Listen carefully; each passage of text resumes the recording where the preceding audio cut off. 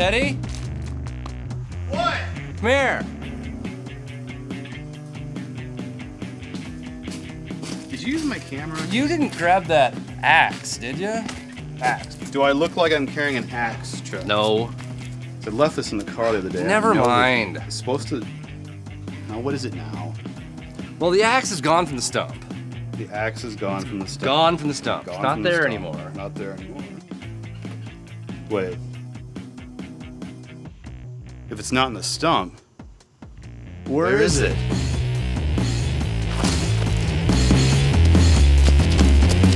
How do you know where the car is? I saw it from the tree.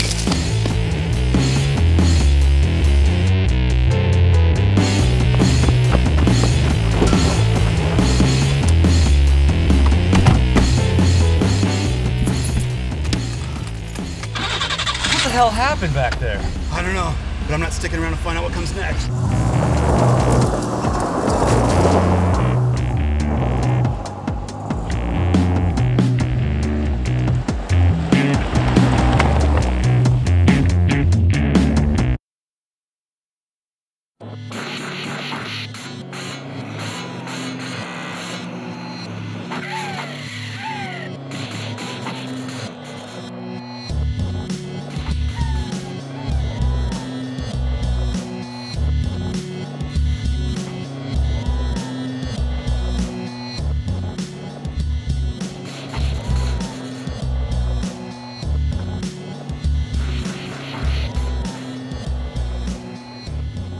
What do you think you're doing? I want to see it.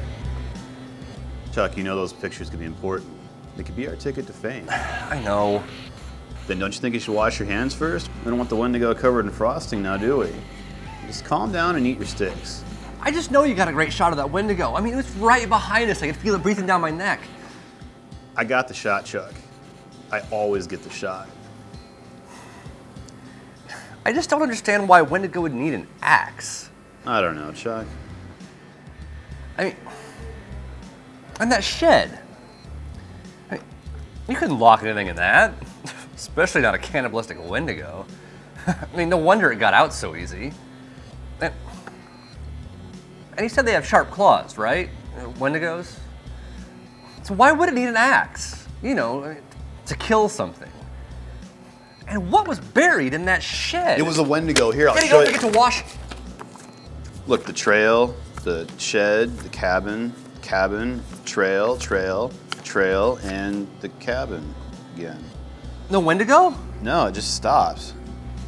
There should be a ton more pictures. I know that, Chuck, but it just stops. What about the negatives? Here we go.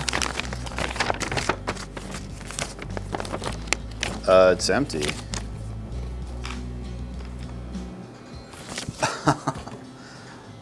That son of a... What? Don't you get it, Chuck? The guy who developed these pictures, he took them. You were running pretty fast. Maybe they just didn't turn out. Then why did he take the negatives, too? But why would he want... Right, the Wendigo.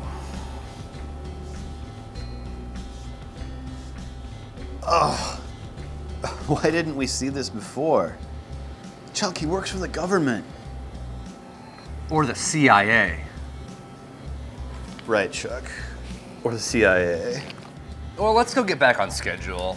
If the government's involved, it's out of our hands now anyway. I knew when we went into that photo lab that something wasn't right. We played right into their hands, and now they've got all the evidence. It just seems pretty elaborate, though, doesn't it? I mean, just to get some pictures of a Wendigo? Yeah. It is pretty crazy, isn't it? I mean, the photo lab guy probably just stole them to collect all the fame and fortune that normally goes with Wendigo hunting. All for himself. Fame and fortune. Ugh. Well, let's get to the car. We've got some shadow people to investigate. Hey, there's this great hot dog stand. It's only 2 hours out of the way. Teddy, it's only 2 hours to where we're going. This is the fourth time Bowman has been arrested on the same charge and will now face up to 6 months in prison.